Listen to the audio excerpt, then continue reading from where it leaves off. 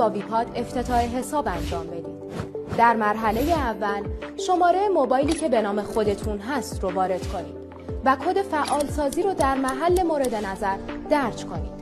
سپس کد ملی و تاریخ تولد خودتون رو وارد کنید. بعد از اون سریال کارت ملی هوشمند یا کد رهگیری رسید درخواست اون رو وارد کنید. در مرحله آخر برای احراز هویت از چهره خودتون یک ویدئو ضبط کنید و اون رو ارسال کنید.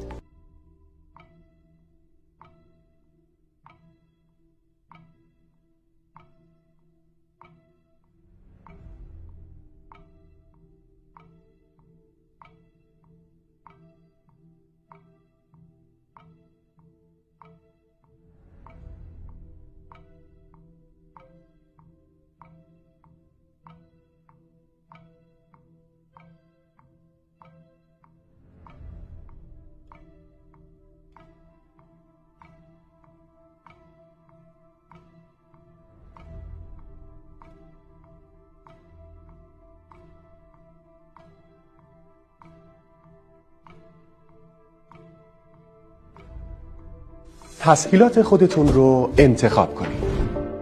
از 1 تا 50 میلیون تومان بدون ضامن و وثیقه و کاملا آنلاین. در ویپاد، ترابانک پاسارگاد، تسهیلات برآیند و پشتوانه هر دو بدون ضامن و وثیقه و به صورت کاملا آنلاین در اختیار شما قرار می‌گیرند. اما ویژگی‌های متفاوتی دارند. تسهیلات پشتوانه بدون نیاز به سپرده‌گذاری و به صورت پلکانی ارائه میشه.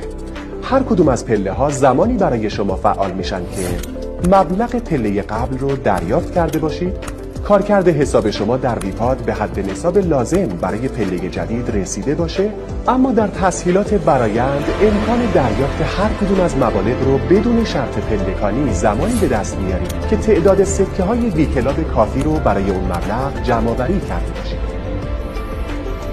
در رابطه با بازپرداخت تسهیلات پشتوانه برای مبالغ 1 تا 10 میلیون تومان 4 ماهه و برای مبالغ بالاتر 6 ماه است. اما در تسهیلات برآیند بر اساس تعداد سکه هایی که دارید بازپرداخت 6 یا 12 ماه است.